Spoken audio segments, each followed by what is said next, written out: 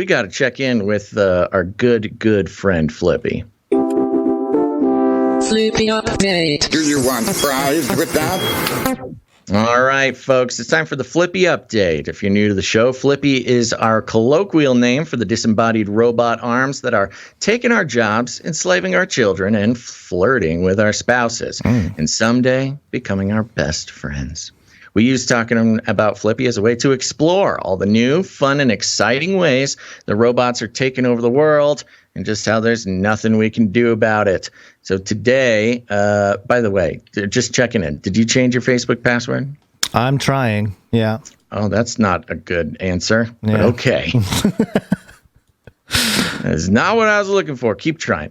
Keep trying. I lost the Flippy update. Where did it go? That's not Here good. it is. Okay. This Flippy update is coming from thedrive.com. Thedrive.com. It was also covered in other places, but this was the earliest notice I could find. And the headline here, a Chinese satellite just grappled another and pulled it out of orbit. Dun, dun, dun. Yes. Sounds scary. Mm-hmm. Well, this happened last month, actually, but somehow it evaded our detectors, Gonz. I did see this, but I thought we were kind of like we had covered the Chinese robot arm thing. So. Well, here's the thing. Okay. Yes, we have talked about Flippy, the Chinese space robot arm, and we've talked about the war between the robot arms in space. Of course, Canada Arm 2, the next biggest space arm. But we had heard lots of warnings about the capabilities of these satellites with robot arms on them. But we had not heard this piece of news, or we didn't bring this piece of news at least. So let's get into it. A Chinese satellite was observed grabbing another satellite and pulling it out of its normal geosynchronous synchronous orbit and into a, quote, super graveyard drift orbit. The maneuver raises questions. Yeah. Not even just graveyard drift orbit, super graveyard drift orbit. The maneuver raises questions about the potential applications of these types of satellites designed to maneuver close to other satellites for inspection or manipulation, and adds to growing concerns about China's space program overall. On January 22nd, China's Shenzhou-21 satellite, or SJ-21, disappeared from its regular position in orbit during daylight hours when observations were difficult to make with optical telescopes. SJ-21 was then observed executing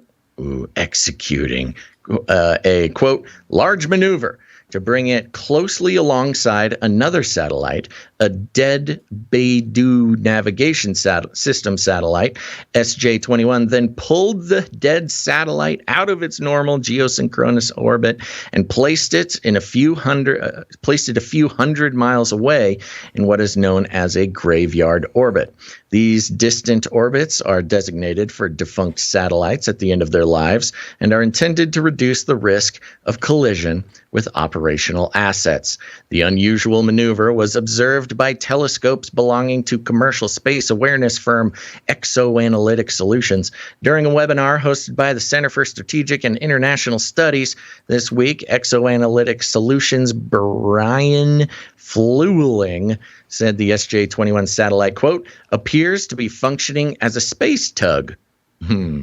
Space Command did not respond to a request for comment. Breaking defense reports.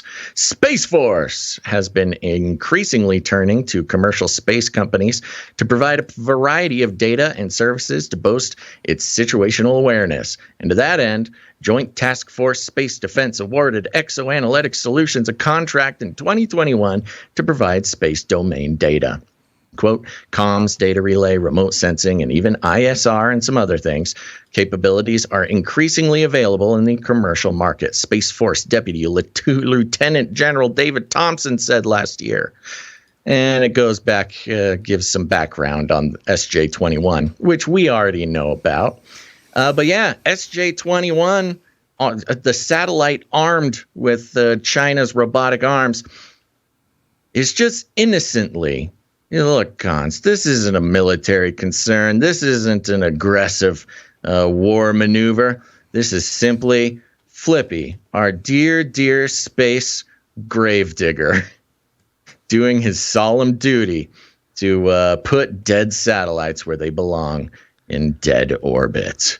Or he's just practicing on sort of dead satellites in order to completely, take over the satellite space domain. And if any of these U.S. satellites or maybe these SpaceX, Tesla, Starlink satellites start getting uppity, you've got SJ-21, the Chinese policeman in space, come to take them out of orbit and disrupt communications and the like down on Earth. So pretty concerning to watch it happen. However, we have talked about the capabilities, the possibilities of giving satellites arms, big, strong, muscly robot arms.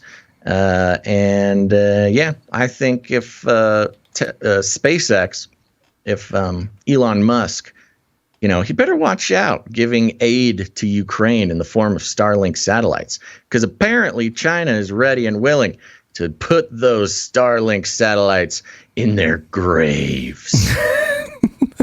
Well, the robot literal arms race is, at least at the space level, is taking hold here.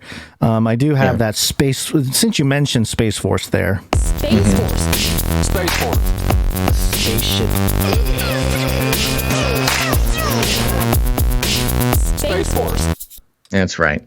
And yes, Gonz, before you bring it up, I do know that the show Space Force had a scene where a Chinese satellite had an arm and snipped off somebody else's satellites. The American satellites. Yes, the American it satellite. Dismembered the American satellites. So, essentially this SJ-21 is sort of like an orbital janitor, kind of going around pulling dead satellites out and putting it in a graveyard. But, Gonz, as those who are aware of the true historical roles of the ninja will know that ninja were rarely sort of dressed up in the ninja costume and sneaking around as they are so commonly depicted. Ninjas more commonly would disguise themselves like janitors or gardeners or something to infiltrate a noble's estate. And when the noble came close to the ninja while he was pruning the bushes, boom, that's when the ninja struck. So I'm saying I think the Chinese have a satellite ninja here. Well, ninjas are historically Japanese. So Indeed. Thanks, Chinese, for stealing our culture. They stole some more IP, bro. I'm telling you, that's how they operate. Yeah, although in Japanese folklore, the ninja descended from a demon that was half man, half crow. Interestingly enough. Yes, I did know that, actually. Yeah. I learned that from a video game. Oh, so there you go. don't let anybody tell you that you can't learn things from video games. Yeah, well, that's good. Well, we'll see more, I guess, stuff from robot arms in space. Well, I guess. Where's our arm to push back? Well, we're using Canada's arm. The U.S. doesn't even have. We don't even have our own arm. Right. Canada Arm 2 right now is supposed to be defending our satellites. Yeah, where's Canada Arm 2? Is it busy trying Come on, Canada. Busy trying to hold back truckers? Yes, the Canada Arm 2 is too busy towing freedom-loving trucker satellites. That would have been next level if Trudeau was like, all right, deploy Canada Arm, and the giant robot arm from space took away all the truckers from Ottawa. Yeah. Then I would be like, wow, all right. I wouldn't put it past him. He had those emergency powers. I know. Could have done it, yeah. And, when it comes to space arms, we've commonly seen space arms on shuttles and the ISS, right? But not very often on satellites, more of a remote situation. So Canada needs to pump out a few more Canada arms so we can equip our satellites. And then, if the Chinese arm comes by to try to drag us to the grave, then we have the epic space-based robot arm wrestling competition. Or the firmament firmament grab. Land. I was going to say land grab, but it's not really land. Firmament. Yes. Firmament plots. I don't know. It's the New World Order, China. You can't try to take over space with your arm. You got to buy it fair and square. You got to arm wrestle for it. Or steal it, something.